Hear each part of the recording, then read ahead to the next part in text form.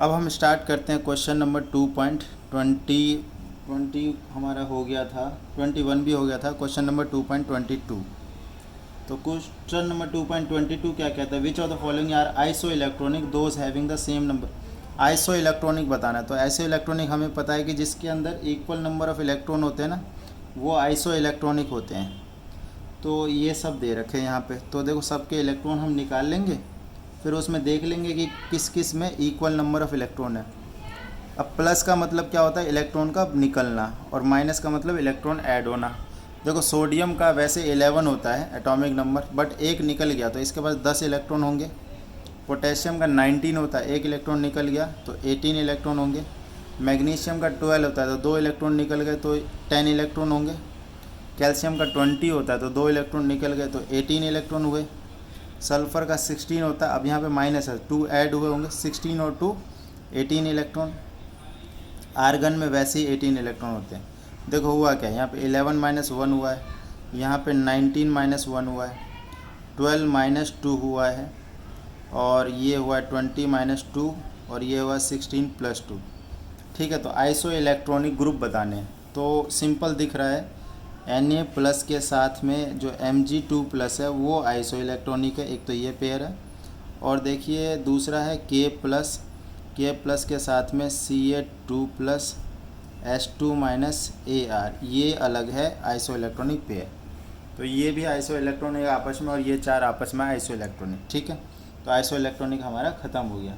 Now the question number is 2.23। चलिए आगे बढ़ते हैं। Right the electronic configuration of the following. देखो इलेक्ट्रॉनिक इसमें 3 पार्ट है। तो पहले में तो इलेक्ट्रॉनिक कॉन्फ़िगरेशन लिखना है H माइनस, तो ये हो जाएगा। देखो 1s, वैसे तो हाइड्रोजन का 1s1 होता है, लेकिन एक इलेक्ट्रॉन ऐड हुआ है तो 1s2 हो जाएगा। इसका जो B पार्ट है ये A हो गया, इसका B पार्ट Na प्लस का 11 होता है, बट एक इलेक्ट्रॉन कम हो गया तो 10 होगा इसका, 1s2 2s2 2p6 हो गया। सी में देखते हैं O2 माइनस 8 और 2 10 इलेक्ट्रॉन हो गए, 1s2 2s2 2p6 हो गए। ठीक है, और इसका जो डी पार्ट है F माइनस है, तो इसका भी यही हो जाएगा, 1s2 2s2 2p6। एक्चुअली देख लो ये सब क्या आइसो इलेक्ट्रॉनिक ही है, 10 इलेक्ट्रॉन है, इलेक्ट्रॉन के बेसिस पे हमने कन्फिग्रेशन करते हैं, तो सबका सेम ही आ रहा है। ठीक, ये पार्ट 1 था, और इसका सेकंड पार्ट जो है इसी क्वेश्चन का, वो देखते क्या करना है। What are the atomic number of the element whose outermost electrons are represented by. देखो एटॉमिक नंबर बताना है। अब 3s1 ये क्या बताता है, पीरियड बता देता है, और ये जो है ना S जो है ये जो ग्रुप बता देता है। मतलब ये देखो थर्ड पीरियड और फर्स्ट ग्रुप का एलिमेंट है, फर्स्ट ग्रुप। तो थर्ड पीरियड और फर्स्ट ग्रुप, थर्ड पीरियड के फर्स्ट ग्रुप में, मतलब देखो पहले में 1 से 2, दूसरे में 3 से लेके 8 तक, और तीसरे पीरियड में 9 से लेके 18 तक एलिमेंट होते हैं, और फिर 19 से 36 होता है। थर्ड पीरियड में देखो पहला ही एलिमेंट है, तो एटॉमिक नंबर इसका 9 हो गया। एटॉमिक नंबर 9 नहीं, 3 से 10 होता है इसमें, और थर्ड में 11 से 18 तक होता है, तो इसका एटॉमिक नंबर हो गया 11। मतलब ये सोडियम की बात कर रहा है ये। ठीक है, सेकंड में पूछा है 2p3 का एटॉमिक नंबर क्या होगा, 2p3। तो ये देखो सेकंड पीरियड में p3, सेकंड पीरियड में p3 का मतलब ये ग्रुप हो गया बेटा, 5th ग्रुप हो गया ये। p में हम जो है ना 2 ऐड कर देते हैं ग्रुप निकालने के लिए। जैसे p1 होगा तो ये हो जाएगा 13th ग्रुप, सॉरी ये 15th ग्रुप होगा। p2 हुआ तो ये 14th ग्रुप होगा, और p3 हुआ तो 15th and so on, p4 हुआ तो 16th ग्रुप। अब तुम देख लो कि सेकंड पीरियड मतलब 3 से लेकर 10 के बीच में ही होगा, तो ये हो गया 3 4 5 6 7 नाइट्रोजन एटम हो जाएगा। 15th ग्रुप का जो पहला एलिमेंट है दैट इज़ ये नाइट्रोजन एटम की बात कर रहा है। सी देख लेते क्या है, 3p5। तो ये है तुम्हारा p5 है ना, हेलोजन फैमिली है, और हेलोजन फैमिली में थर्ड पीरियड का एलिमेंट। तो बताओ गैस करो कौन है। हेलोजन फैमिली में फ्लोरीन, क्लोरीन, ब्रोमीन ऐसे ही होता है। फ्लोरीन जो है सेकंड पीरियड का होता है, और जो क्लोरीन है ये थर्ड, तो हमें क्लोरीन ही मिल गया, देखो थर्ड पीरियड। तो सी में कौन सा है, क्लोरीन एटम की बात कर रहे हैं। ठीक है, सिंपली इस तरीके से देख लेते हैं। इसमें भी देखो P3 जो है सिंपल नाइट्रोजन फैमिली होती है, तो सेकंड पीरियड नाइट्रोजन ही होगा। Now the third part of question number 2.23। इसमें देखो क्या पूछा, which atoms are indicated by the following. यहाँ पे नाम पूछा है, वहाँ पे तो एटॉमिक नंबर पूछा था, यहाँ पे नाम पूछा है, तो वहाँ पे भी हमने नाम ही बता दिया था। देखो हीलियम 2s1, तो देख लो हीलियम 2 होता है, 2 + 1 तो 3। एटॉमिक नंबर 3 किसका होता है, एटॉमिक नंबर 3 हो गया हाइड्रोजन हीलियम के बाद लिथियम।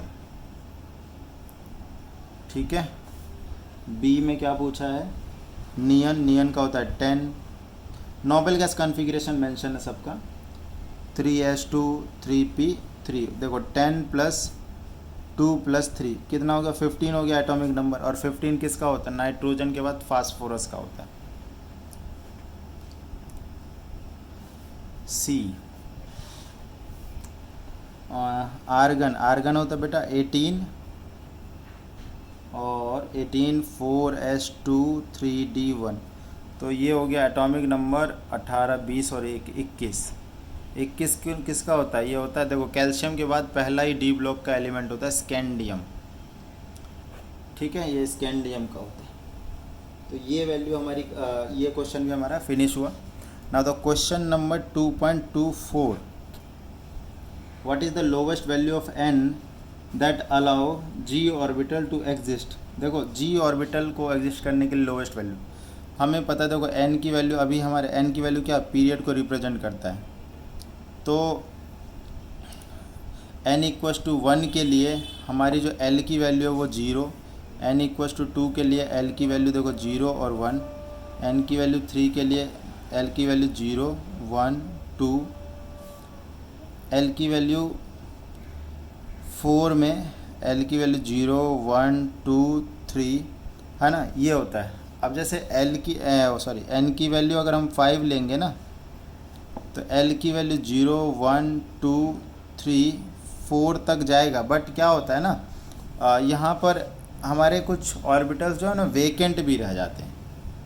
ठीक है, तो उसको अगर हम ध्यान में रखें तो हमारा जी एग्जिस्ट करने के लिए n की वैल्यू जो होगी, अभी देखो n की वैल्यू जो 7 होती है ना, उसमें भी l की वैल्यू जो है हमारी 0 1 2 3 एग्जिस्ट करने के लिए। तो एक और चीज़ मैं बताता हूँ, देखो अब जैसे एक कॉन्सेप्ट मैंने आप लोगों को पढ़ाया हुआ है कि जो फर्स्ट हम बात करेंगे ना, फर्स्ट s क्या होता है, 1s होता है। फर्स्ट p होता है 2p। फर्स्ट d जो होता है वो 3d होता है। फर्स्ट f होता है बेटा 4f। और फर्स्ट g होगा वो होगा 5g। ठीक है, तो ये कब आएगा, ये आएगा 8th पीरियड में। ये किस में आएगा, 8th पीरियड में जाके ये इंट्रोड्यूस होगा, है ना।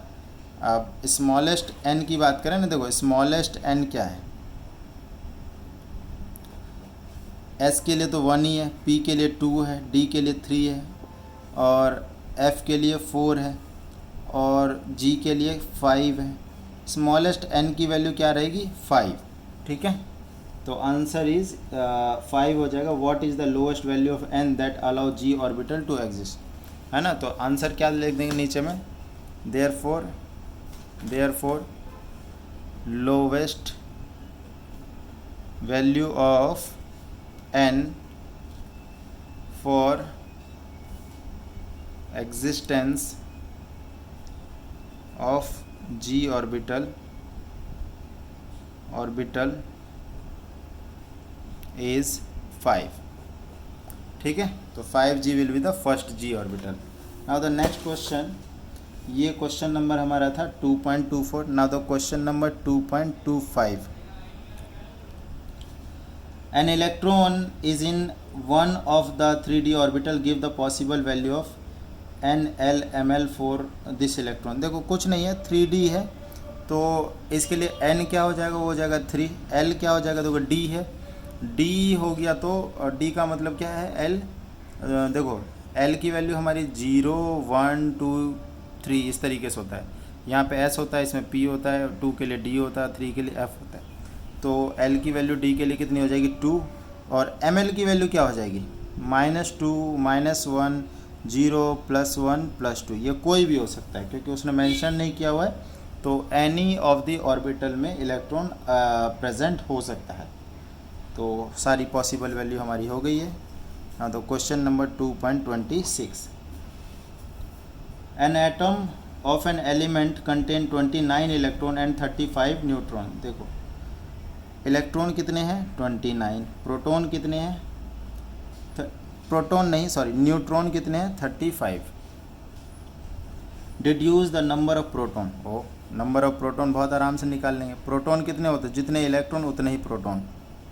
इलेक्ट्रॉन इज इक्वल टू होते हैं प्रोटॉन, क्योंकि एटम एज अ होल क्या होता है न्यूट्रल होता है, तो number of proton electronic configuration लिख देंगे। अब जो प्रोटॉन होता है वही एटॉमिक नंबर होता है, atomic number is equal to number of proton, है ना, इज इक्वल टू यहाँ पे 29 हो गया। अब 29 के लिए कॉन्फ़िगरेशन लिख देंगे तो क्या होगा 1s2 2s2 2p6 3s2 3p6 4s2 3d9। अब ये कॉपर है, वैसे ये एक्सपेक्टेड होता है, बट एक्चुअल क्या होता है 1s2 2s2 2p6 3s2 3p6 4s1 और ये हो जाता है 3d10। यहाँ पर क्या होता है, ये वाला हाफ, क्योंकि हाफ फील्ड और फुल्ली फील्ड ना मोर स्टेबल होते हैं, तो ये एक्चुअल कॉन्फ़िगरेशन होता है फॉर द कॉपर, क्योंकि 29 है, 29 का मतलब कॉपर एलिमेंट की बात की जा रही है, तो ये इसकी कॉन्फ़िगरेशन हो जाएगी, राइट। चलो जी आगे बढ़ते हैं। क्वेश्चन नंबर 2.26 हो गया। Now the question number 2.27 give the number of electron in the species. H2 plus है, H2 है और O2 प्लस है। तो ध्यान से देखो, नंबर ऑफ इलेक्ट्रॉन बताने, एक हाइड्रोजन में एक इलेक्ट्रॉन, तो दो हाइड्रोजन में दो इलेक्ट्रॉन, बट प्लस का मतलब एक इलेक्ट्रॉन निकल गया, तो 2 इलेक्ट्रॉन -1 इलेक्ट्रॉन, तो 1 इलेक्ट्रॉन। यहाँ पे सिंपल 2 इलेक्ट्रॉन, यहाँ पर देखो एक ऑक्सीजन में 8 इलेक्ट्रॉन, दूसरे ऑक्सीजन में भी 8 इलेक्ट्रॉन, और +1 मतलब एक इलेक्ट्रॉन निकल गया, तो कितने इलेक्ट्रॉन 15 इलेक्ट्रॉन, ये देखो यहाँ पे, ठीक है। तो नंबर ऑफ इलेक्ट्रॉन बताने थे, तो ये हमने इसमें बता दिया। क्वेश्चन नंबर 2.27 भी हमारा कंप्लीट हो गया, ठीक है। तो इस वीडियो में इतना ही रखते हैं, फिलहाल इतना ही। Thank you so much.